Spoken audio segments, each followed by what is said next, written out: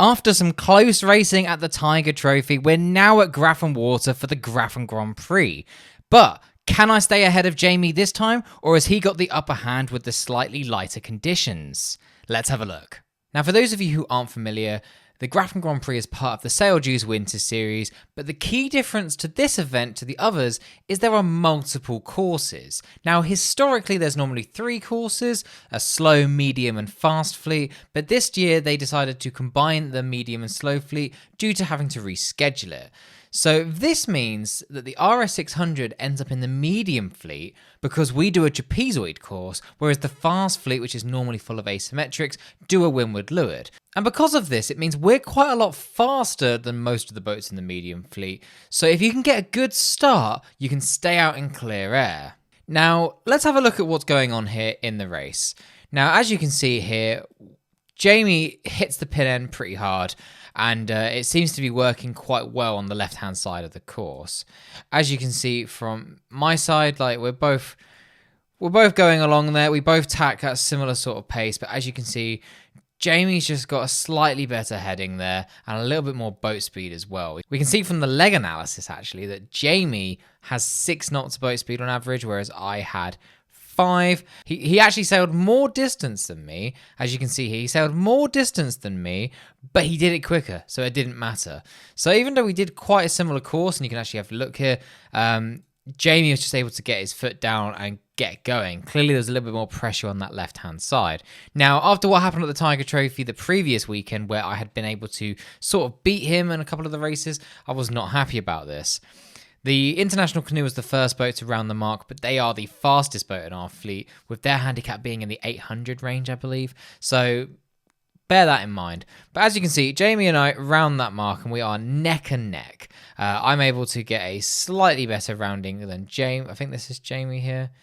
Yeah, I'm able to get a slightly better rounding by calling the ley line a little bit earlier, but so it means that we end up being side by side. Now, it was a little bit lighter than Tiger Trophy. It was sort of, that sort of 10 knot sort of range where we're not really trapezing on the reaches. But then as we get to that downwind leg, this is where Jamie's sort of really, really quick and difficult to work with. Now, as you can see here, Jamie gets past me quite comfortably here. He sails less distance at around the same sort of speed, with a maximum speed that's a little bit higher. And so this kind of really shows how low he sails when he sails downwind compared to me.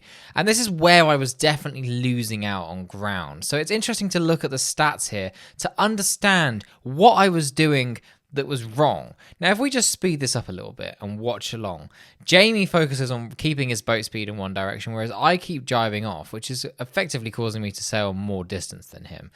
But I'm not exactly losing too much on him. It just means that I'm just sailing a little bit further than him, doing the same speed. So it definitely played, to Jamie's advantage here to go right. And this was a trend we saw later in the day as well. Those of you who went to the right-hand side of the run definitely seemed to be a little bit quicker.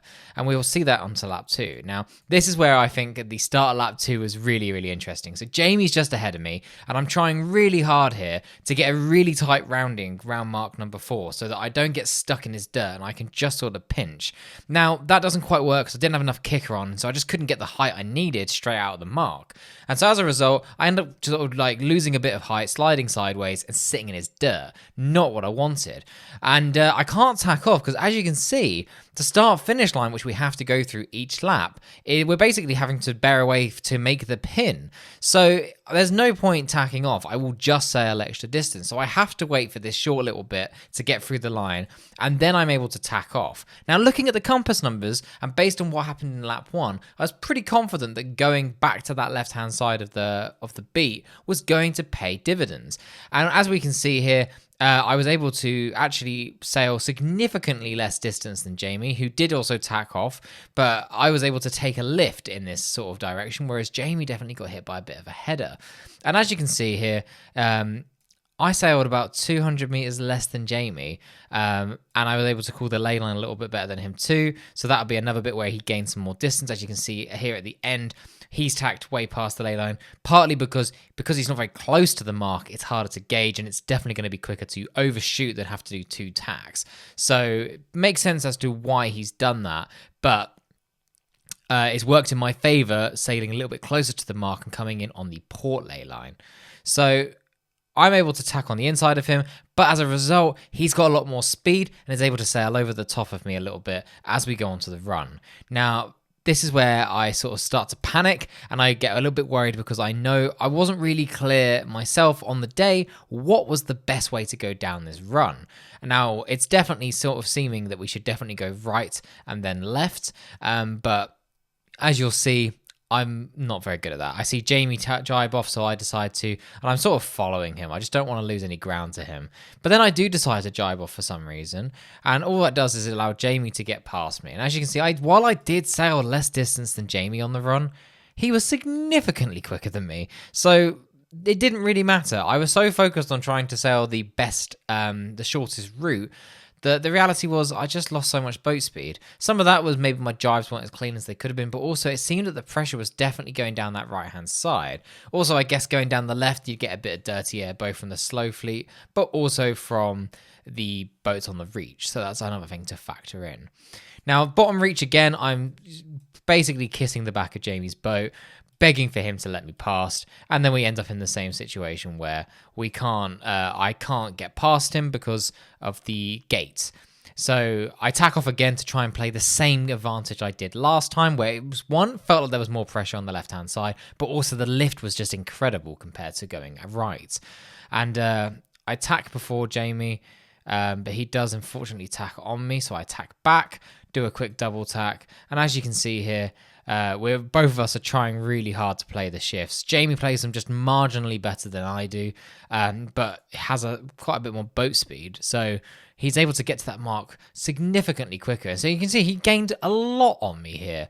If we look back to the start of the tracking here, we were neck and neck at that bottom mark, but by Jamie being able to one tack on top of me and sort of just put some dirt on me, but also just have that boat speed, he was just able to storm ahead.